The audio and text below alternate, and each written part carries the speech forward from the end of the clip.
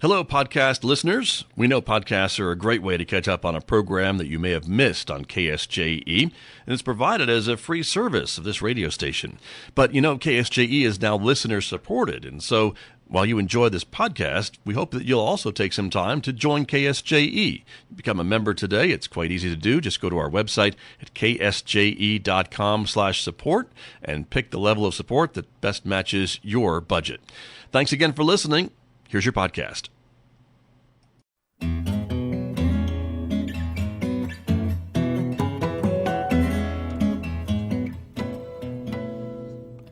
It's 8:30, KSJE. You're listening to the Scott Michlin Morning Program. Our focus this morning is on San Juan County, and my guests now in the studio from the San Juan County Office of Emergency Management. Allie Rye is here. Good morning. Good morning, Scott. How are you? I'm well, thank you. Thanks for coming in. Thank you. Devin Neeley is also still with us. He is, of course, from San Juan County, the Public Relations Manager. Devin, thank you for sticking around. I don't want to. Glad to be here still, Scott. I'm glad that you're here with us. And so a busy week for you, Allie, as we were talking about before we came on the air this morning. You have got a couple of events that are going on this week, one of which is next week, too, the disaster drill that the County Office of Emergency Management always helps coordinate, and that brings together almost every, if not every, emergency service in the county, right? It does. We have a lot of people playing next week, and we're super excited about it. So we invite and we work really well together with City of Farmington and then also the San Juan County Sheriff's Office. So from City of Farmington, we'll have the bomb team and the SWAT team, and then also patrol. And then from the Sheriff's Office, they're bringing out the SWAT team and normal patrol for them. So we have a lot of players, and then we'll also invite out, or also the people that participate is San Juan Regional Medical Center, right? And then also the ambulance services. Okay. So we have a lot of moving parts and a lot of participants, and we're going to have a lot of players this year that are actually going to come out and be able to help us get the drill more realistic. Okay. So. And I know you do a lot of some of these things tabletop throughout the year as well, but this is going to be one that's actually out in the field and out at a place so people driving by may notice what they think is some horrible thing going on, but it's really just this drill, and it's going to be around, what, Destin and Pinion Hills? Correct. So a lot of people don't realize this, but we actually do what we call a full HSEEP series. So we start out at the very basics, so just people sitting around a table talking and the what ifs and whatnot, and then we move up to where we're actually saying, well, okay, if this does happen, what are you going to bring? And then by the end of the year, so September, this time of the year, we have what we call a full scale, where actually people get out, move on the ground, are moving bodies, transporting people, are actually going in and taking down subjects, things like that. So we're really excited about this year's drill. And it's going to be, I think it's going to be a really good, fun event, like you said, up there near Destin and Pinion Hills. So if they do see something going on, please be aware that, It's just a drill. It's just a drill. Right. And what date are we talking about again next week? Yeah, so the morning of September 25th, so Wednesday morning. Okay. They're probably going to see a lot of cop cars and a lot of ambulance and probably a couple of fire trucks up there. So don't be alarmed. It's just normal stuff. Normal stuff for this drill. That's what it's all about, true. Yes. And again, this is being done so that if we were ever, God forbid, but if we were to ever have something like this, a mass casualty incident, attack, whatever happened, folks would know how to respond or what each individual entity would be responsible for and things along that line, right? Correct. So that's the reason that we drill, is in the event that something were to happen, we're prepared. So similar to the Aztec shooting, we had drilled for so long in the school districts about what to do in the event that a shooting were to happen. So we're just taking the ball and just turning it into another location. So it's just another mass casualty event, to where that way the cops know how to interact better with the fire, and the fire knows how to interact with law enforcement, so on and so forth. Right. And I know a lot of private businesses also can partner with you and get training as well if they have a large installation here in San Juan County to know maybe how their folks need to respond, in addition to the public servants who come and respond, law enforcement and emergency services and others as well. That's happened too. Yes, it has. So actually this year's our first year that we haven't had a sponsor for the drill. So normally every year we have a sponsor from one of the local industries. So last year it was New Mexico Idaho Gas company, and we did a drill surrounding around their folks and something that would actually relate to them and how it would benefit their company. Right.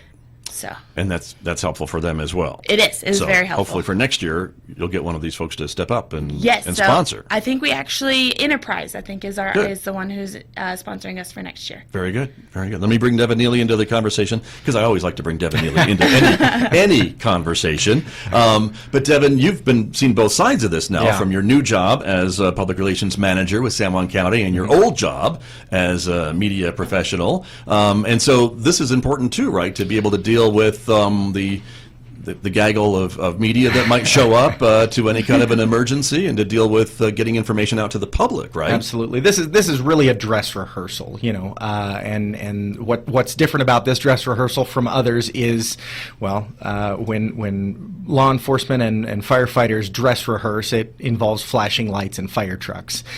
So this dress rehearsal, though, does include the public information officers from a number of different local organizations that practice like you play, really. And these are situations that some of us have seen and some of us haven't been involved in, and we need to be, and it's the same thing all the way across the board. And this year, the Office of Emergency Management, Mike Mestis is the emergency manager, and he puts a lot of emphasis on world events and nationwide events, and we saw that there was an increase in violence in churches, and so the Office of Emergency Management has provided some training for churches and is working with local churches to make sure that their security plans are in place and things of that nature.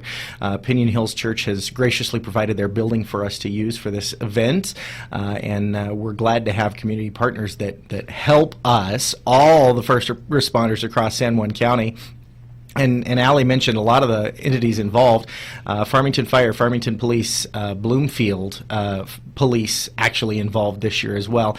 County Fire, Sheriff's Office, we're using our friends at the Red Cross, as well as the Baptist Disaster Relief Organization out of Albuquerque are all involved in this event coming up. About 200 people, almost 200 people involved. That's a lot. The requirement is for this to only happen once every 3 years, but San Juan County values this training so much that it happens every year under the direction of Mike Mestis, and he makes sure that all of our folks are not only properly outfitted, but ready to respond when there is an emergency of pretty much any scale. Right, and that's important. And again, we hope we never have to use it, but as we have seen, unfortunately in our community, we have had to draw on some of these drills and information of having these multi-agency incidents that folks would respond to.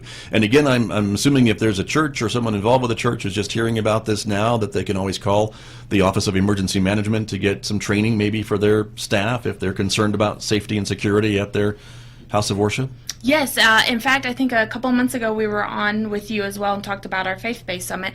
And that's still in the works, and we are still moving forward with a lot of those pieces. We're just trying to coordinate a couple of events in order to get it really keep going.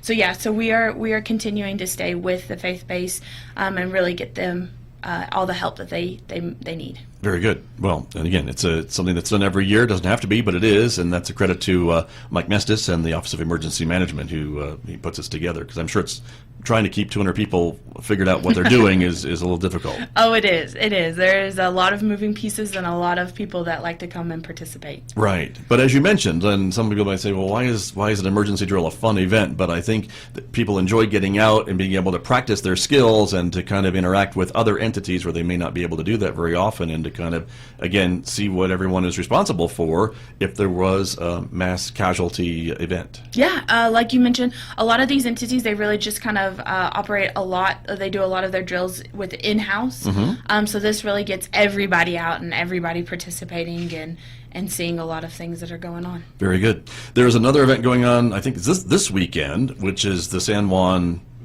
I have to look at the screen, I'm sorry. The San Juan River Fire and EMS Conference, pardon me. But that is also involving folks from your office too, is it not? I don't think OEM is participating, but it does. But my office is within the Fire Operations Center. So yeah, so they are all out. They are busy running around today. I think you'll see up on the screen. Yeah, there it is.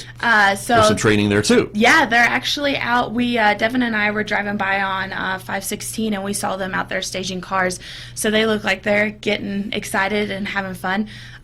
Just keep in mind that whenever everybody drives by and sees those, that it is just training and that they are just out there trying to get better equipped on how to respond in case we do have a large accident scene. There you go. So this is happening today and tomorrow, looks like, along New Mexico 516 near Aztec Auto Salvage. It is a staged vehicle collision, and it is for this San Juan River Fire and EMS conference, which is going on and helping them to train for responding to an accident scene, Yes. I assume. Correct. That's actually a collaboration between the San Juan County Fire Department and the Bloomfield Fire Department. It started with the Bloomfield Fire Department, and most of the events for the San Juan River Fire and EMS Conference are in Bloomfield, but Aztec Auto Salvage is kind enough to provide some vehicles for first responders to use. And here's the deal, is technology is changing so drastically in vehicles. First responders are having to cut open vehicles that don't actually have engines anymore. They just have batteries, and so things change, and these first responders have to, again, this is just like the full-scale drill. You need to practice your skills, and so that's part of this. What's fascinating about the San Juan River EMS and Fire Conference is they're going through a lot of different topics. Not only are the first responders going to be talking about how to cut open cars and firefighting techniques and EMS techniques and things of that nature, they're going to be talking about mental health, which is such a big deal for first responders these days. And so I was looking over the schedule, and it's really fascinating to see how much emphasis there is on mental health, and it's valuable. And so this 4-day conference is a really good thing for folks in our area. They're bringing in some really top-notch trainers, and it's a good thing. Yeah, definitely a good thing. And again, as you mentioned, Devin, Neeley, you have to learn as even a volunteer firefighter how to extract a patient safely from a car that's been involved in an accident. You don't want to cause more problems if you cut through a electrical line or cause a battery fire or some of these other things with this new technology with some of these vehicles. And that's kind of what this training is, I assume, part of as well. Correct. Yeah, the rescuer doesn't want to become the rescuee if there becomes a problem, and you've got to get the jaws of life out and cut some things open to see how it's going to react, and rather than just see it in a textbook or see somebody else do it. And so this is a really valuable training opportunity for our local folks and for folks from across the region. Right, which is a good thing to be able to do. So kudos to them. And again, you mentioned mental health, and I know for all of our emergency responders, that's so important. I know, and Allie, for your folks, and when you're talking with folks, mental health for all the people that come into contact with drills and things like that's got to be an important thing on your area as well. Oh, it is, and we work really well with the Department of Health in order to make sure that all of our people and all of our guys are staying really safe, both physically and mentally. After the Aztec shooting, it was something that we really wanted to focus on, and so we have continued that trend with Department of Health in order to stay ahead of the curve. Very good. Well, thank you both for coming in. I appreciate the information. It's really good stuff. And again, the big disaster drill, emergency drill, is going to be next Wednesday in the area of Pinion Hills and Dustin, probably more on the north side of Pinion Hills and on the south side, as Devin was mentioning. But that's where we'll see a lot of police and fire activity and emergency responder activity next Wednesday morning, I assume. Yes. Okay.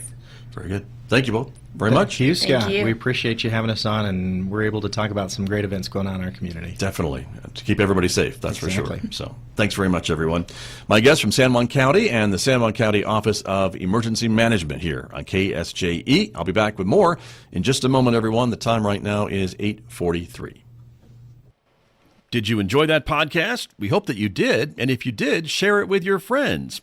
And if you really want to keep podcasts like this coming, please support KSJE. You can do it easily online at ksje.com.